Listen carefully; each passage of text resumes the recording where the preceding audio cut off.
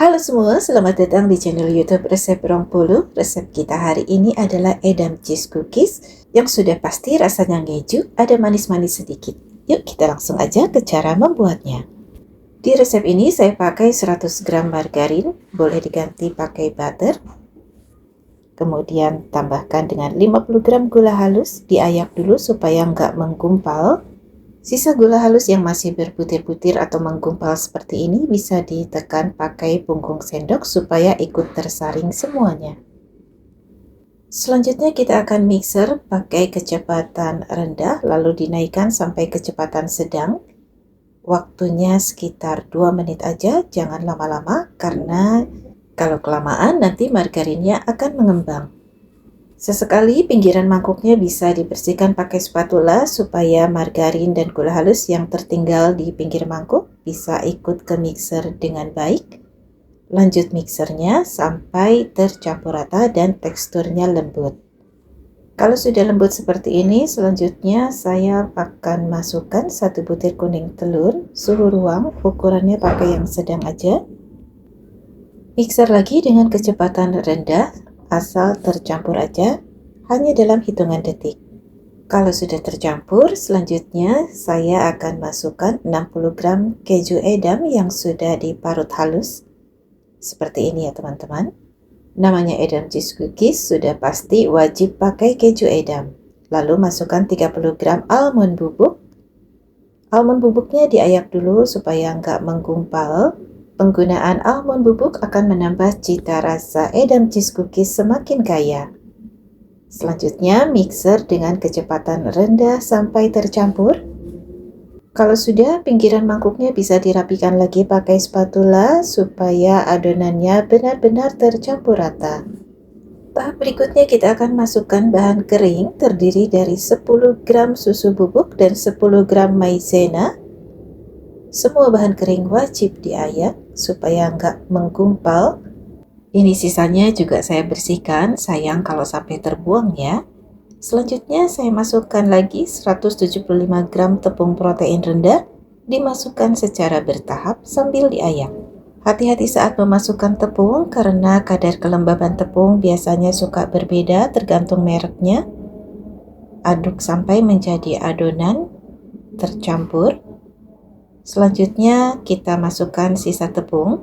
Nah, saat memasukkan sisa tepung juga sebaiknya hati-hati, kita pakai kira-kira dari konsistensi adonan sebelumnya. Saat memasukkan sisa tepung ini, juga nggak saya pakai semuanya, masih disisakan sedikit karena saya khawatir adonannya terlalu keras. Jadi total tepung yang saya pakai hanya sekitar 170 gram aja. Teman-teman bisa menyesuaikan dengan konsistensi adonan masing-masing. Kalau saat mengaduk adonan dirasa adonannya itu semakin berat, kita bisa uleni sebentar aja pakai tangan. Ini juga untuk memastikan semua adonan betul-betul tercampur. Nah, hasil akhir adonannya seperti ini, lembut dan empuk, nggak terlalu lembek dan juga nggak keras. Masih bisa dibentuk dengan mudah. Tahap selanjutnya adalah pencetakan adonan. Letakkan selembar plastik di atas meja kerja, lalu taruh sedikit adonan secukupnya di atas selembar plastik itu.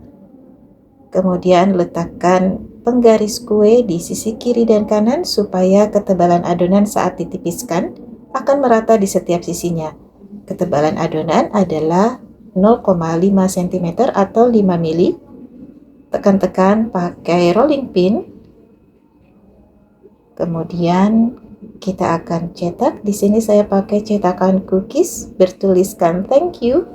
Teman-teman boleh pakai cetakan apa aja, disesuaikan dengan yang ada di rumah.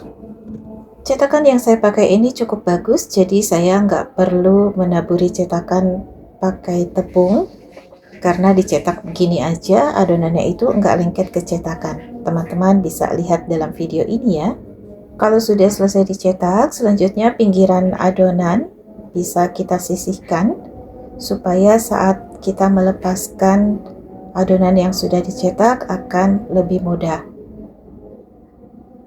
Sekarang kita akan tata adonan yang sudah dicetak di atas loyang yang sudah dikasih alas baking paper. Kasih jarak secukupnya supaya matang merata.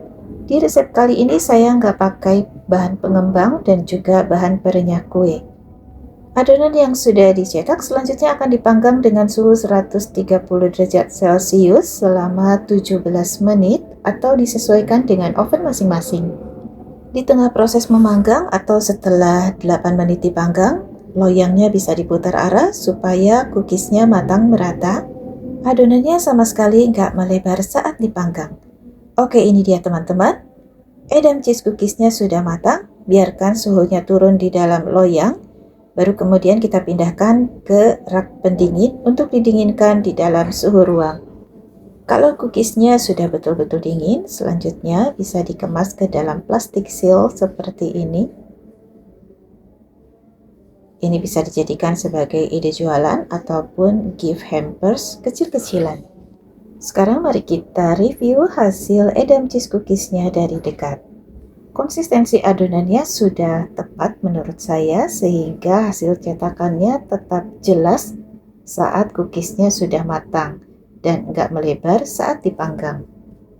Ini bagian bawahnya matang merata, butiran atau parutan keju edamnya juga terlihat cukup jelas. Untuk tingkat kerenyahannya standar cookies jadul. Dan kalau teman-teman ingin renyahnya lebih maksimal, maka dalam resep bisa ditambahkan sekitar setengah sendok teh bahan perenyah kue. Sekian dulu video dari saya. Terima kasih sudah menonton sampai selesai. Semoga bermanfaat dan menginspirasi. Sampai jumpa di video berikutnya. Terima kasih juga untuk teman-teman yang sudah setia dan sudah subscribe di channel Resep Rongpolo. Saya Aida. Assalamualaikum warahmatullahi wabarakatuh. Sampai jumpa.